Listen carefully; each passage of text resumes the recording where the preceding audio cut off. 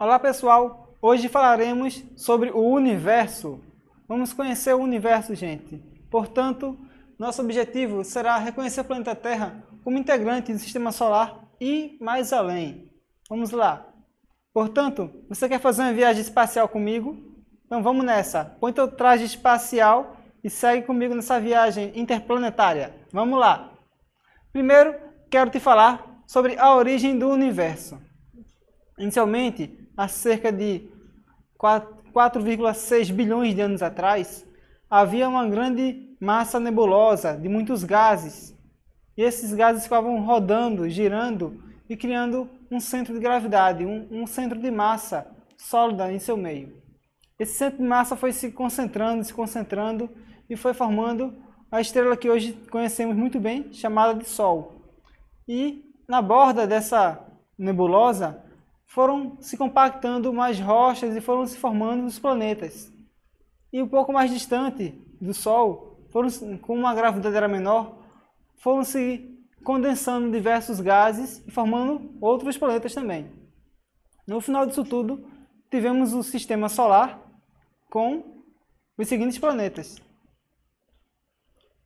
Os planetas Mercúrio, Vênus, Terra, Marte, chamados de planetas rochosos, e os planetas Júpiter, Saturno, Urano e Netuno, chamados também de planetas gasosos, todos orbitando na nossa estrela Sol. E além disso, a partir de 2006, outros corpos celestes foram classificados como os planetas anões, como Plutão, que era planeta e passou a ser considerado como planeta anão, a Eris, a Ceres, a Almeia e a Makemake. Existem diversos tipos de corpos celestes no Sistema Solar. Entre eles, temos os cometas, os asteroides, meteoroides, meteoros e meteoritos.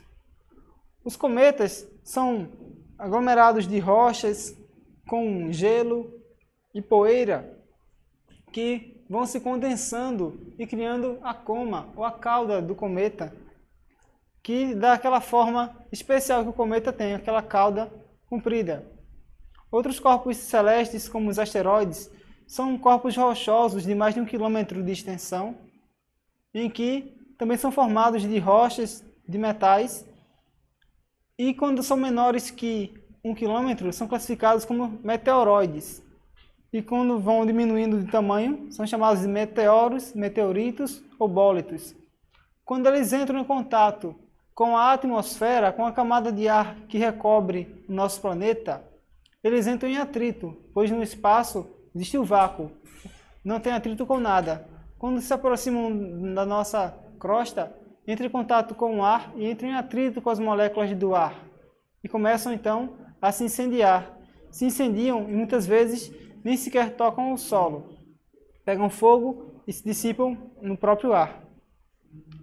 Eventualmente, nós temos chuvas de meteoros, em algumas épocas do ano, que são pequenos meteoritos que passam próximo à nossa superfície e provocam as chuvas de meteoros.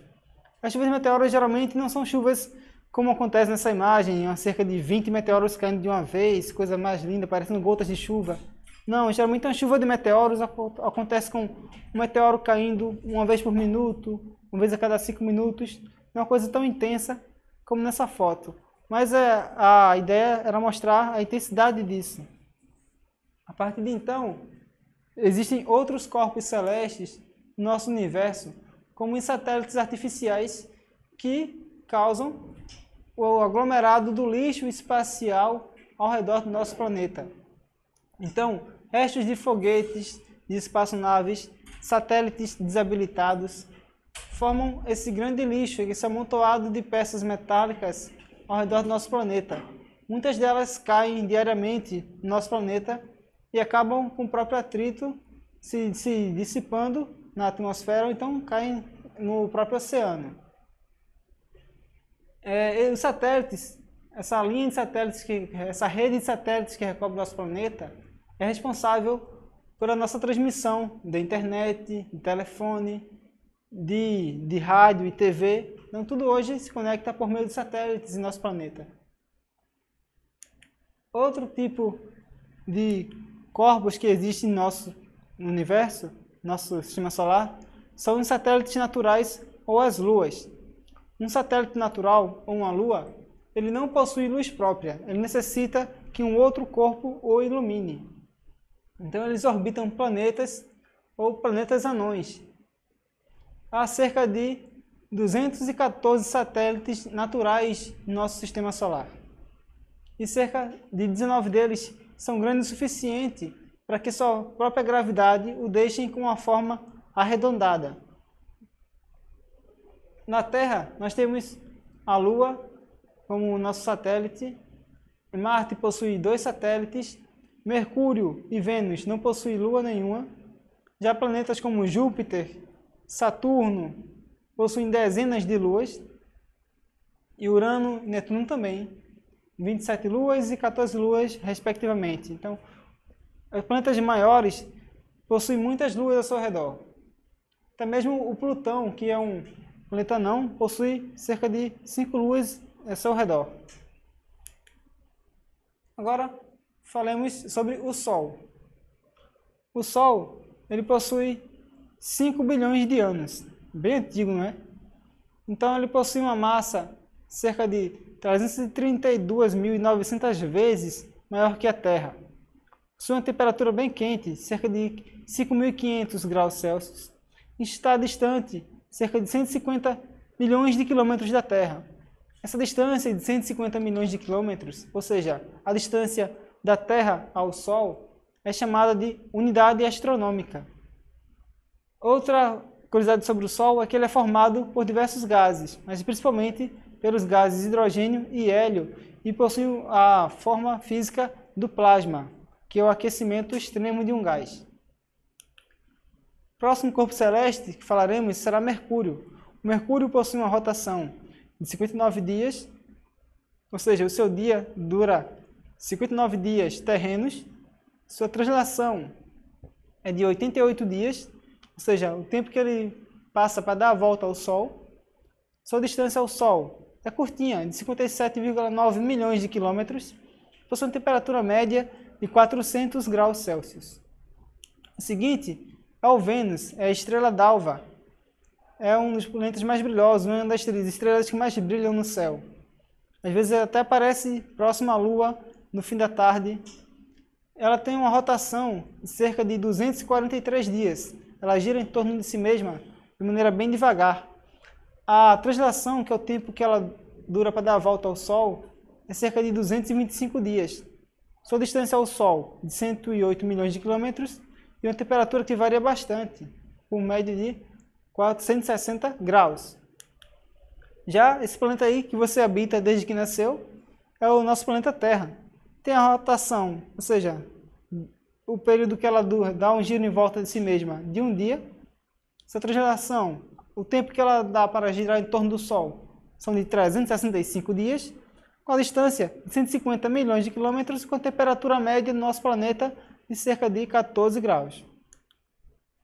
Já Marte o seu dia dura alguns minutos a mais do que aqui na Terra, cerca de 1 dia e 37 minutos. O tempo que ela passa para dar a volta ao Sol é cerca de 687 dias, um pouco mais que o nosso ano. A distância do Sol é cerca de 228 milhões de quilômetros. Sua temperatura é fria, é cerca de menos 63 graus Celsius. O interessante de Marte é que é o planeta mais explorado hoje em dia. Existem operações tanto americanas como japonesas que tentam coletar o máximo de informações com robôs, com sondas que avaliam o solo de Marte, a atmosfera, procurando condições habitáveis de vida em Marte, ou se já existiu ou se existe vida em Marte. Júpiter é um dos planetas que mais encantam, né? Olha só que coloração bonita ele possui. Ele possui uma rotação de quase 10 horas, então ele gira bastante rápido em torno de si mesmo. Já em relação ao Sol, ele passa 12 anos para dar uma volta em torno do Sol. Sua distância do Sol é cerca de 778 milhões de quilômetros, uma temperatura de menos 108 graus Celsius. Ele é o primeiro gigante gasoso que temos, é o maior planeta de todos. Ele possui suas 4 luas e uma delas, a Europa, é um local fora da Terra que provavelmente possui condições para habitar vida além da Terra. O próximo planeta é o planeta Saturno. Saturno tem um grande anel com cristais de gelo, bastante famoso e bonito. Sua rotação é de cerca de 10 horas e 14 minutos. Sua translação dura por volta de 30 anos, com a distância do Sol de 1,4 bilhões de quilômetros, bastante longe, né? Uma temperatura de menos 140 graus Celsius. Possui dezenas de luas. E o próximo planeta será o planeta Urano, que também possui um anel. Sua rotação é de 17 horas, sua translação dura 84 anos, a distância ao Sol, 2,9 bilhões de quilômetros, com a temperatura de 220 graus Celsius. O próximo planeta será o Netuno, outro gigante azul de metano, com a rotação de 16 horas, uma translação de 165 anos para dar a volta ao torno do Sol, uma distância do Sol de 4,5 bilhões de quilômetros, com temperatura de 220 graus Celsius. Já esse planeta anão, o Plutão, que antes era considerado nono planeta e agora é um planeta anão, foi reduzido de categoria porque ele, em sua órbita, sofre influência de outros planetas, como Netuno, como Urano. Então, ele foi considerado, assim como outras luas, foram transferidos à categoria de planeta anão, porque sua órbita sofre influência de outros astros. Então ele tem uma rotação de cerca de 6 dias e 9 horas, uma translação de 248 anos para dar a volta em torno do Sol, uma distância de cerca de 5,9 bilhões de quilômetros, uma temperatura de menos 229 graus Celsius. E em Plutão, nós encerramos o sistema solar. A partir disso, nós partiremos para o que vem após. Por isso eu te chamo. Você quer seguir para o resto do espaço comigo, para conhecer o que tem mais além, fora do sistema solar? Então sai comigo, vamos lá, numa viagem bem rápida pelo universo. Nesse universo, nós exploraremos o seguinte. Primeiro veremos o Big Bang, o surgimento desse universo. Como será que o universo surgiu? Bem, a teoria do Big Bang é uma teoria que vem se completando há dezenas de anos e é a que mais se adequa ao que temos hoje. Esse universo em expansão surgiu a partir da compactação de estruturas menores que átomos que se explodiram do nada. Surge a primeira teoria do Big Bang, em que do nada surgiu essa explosão do Big Bang e ela foi se expandindo até o universo que temos hoje. Outra teoria é que já existia um universo em expansão que foi compactado a quase nada para surgir um novo universo. Então seria como se fosse uma reinicialização. Você desligava e reiniciava novamente um novo universo. Porque senão, perguntou-se, o que existia antes do Big Bang? Então essa teoria diz que havia um universo antes, que se compactou e surgiu um universo depois. E assim realizaria esses ciclos. Hoje sabe-se que o universo está em expansão, está tudo se afastando ao longo de bilhões e bilhões de anos. E aí, nesse grande universo que temos, nós encontramos milhões de galáxias. Pois é, as galáxias elas nascem devido ao grande acúmulo de gases e poeiras que ocorreram em algumas regiões do universo. Muitas vezes, ao vermos uma estrela no céu, pensamos que vemos apenas uma estrela, mas ela pode ser de uma luz de uma galáxia ou dezenas de galáxias. Dentro das galáxias é que nós temos os planetas, as estrelas, todos os buracos negros, tudo que mais existe está dentro das galáxias. E possuímos milhões de galáxias no universo. E uma dessas galáxias é a galáxia que nós habitamos, a Via Láctea. Essa Via Láctea ela pode ser vista em alguns locais com bastante escuridão, com pouca luz interferindo ela pode ser vista a olho nu. E também com câmeras especiais em que há bastante exposição à luz, tempo de exposição na luz, você pode observar coisas no céu que não observa a olho nu. Em locais iluminados como a cidade, é difícil de enxergar essa Via Láctea. Então a Via Láctea foi batizada pelos gregos como caminho de leite, né, essa via de leite, por se assemelhar a um caminho de leite derramado no céu. Esse leite seriam as estrelas do céu, não é? Ela tem cerca de 13,6 bilhões de anos, além de 200 a 250 bilhões de estrelas.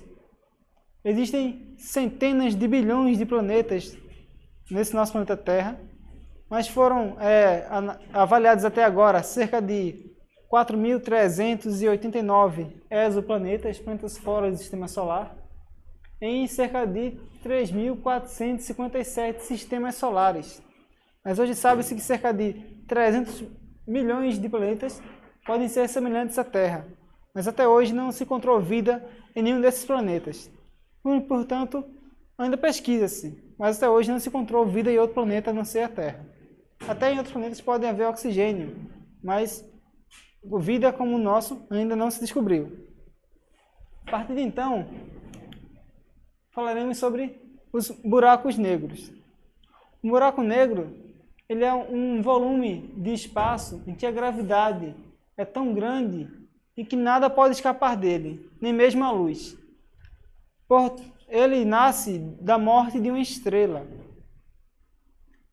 O buraco negro foi previsto por Einstein há mais de 100 anos atrás, mas somente em 2017 conseguiu fotografar um buraco negro.